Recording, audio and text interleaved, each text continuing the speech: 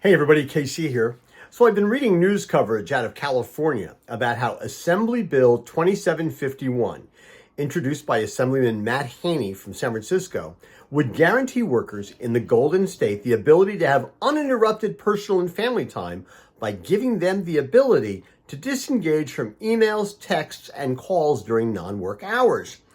According to the story, both public and private employers would be required to establish a right to disconnect policy for their workplace, permitting employees to ignore communications when they're off the clock. Exceptions for emergencies or discussions of scheduling during off hours are included in the bill. Unionized workers who have a bargaining agreement with their employers also are excluded from the bill's provisions.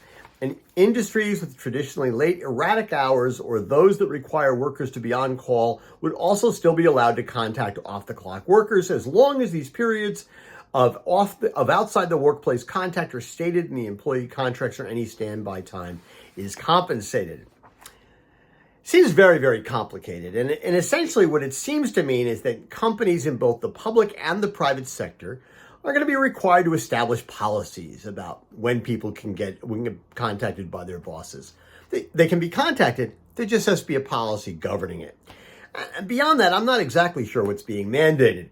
You know, my first reaction to this, to be honest, is that it really is overregulation of California's businesses by the government there. If, by the way, it passes, just because something is proposed doesn't mean it's going to pass.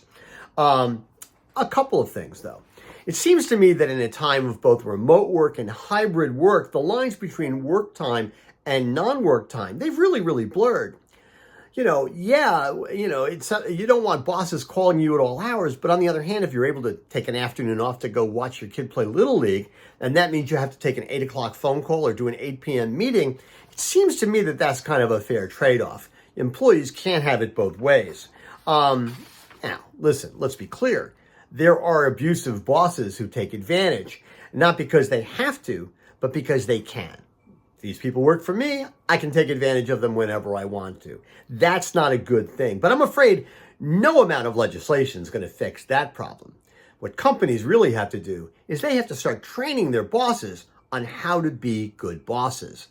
I'm not sure regulation is ever going to cover that. You know, it's funny. I can't even remember the last time I had a 9-to-5 job.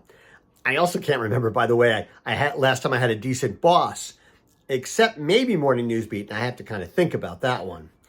But the thing is, I've always been kind of self-motivated in all of my jobs. I worked hard to get the job done right because I took pride in what I did.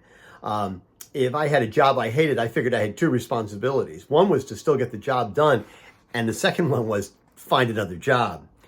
But here's the thing. In the end, nurturing better bosses and creating a culture of caring within organizations, well, that's really good for everybody. It's good for the employee and it's good for the company.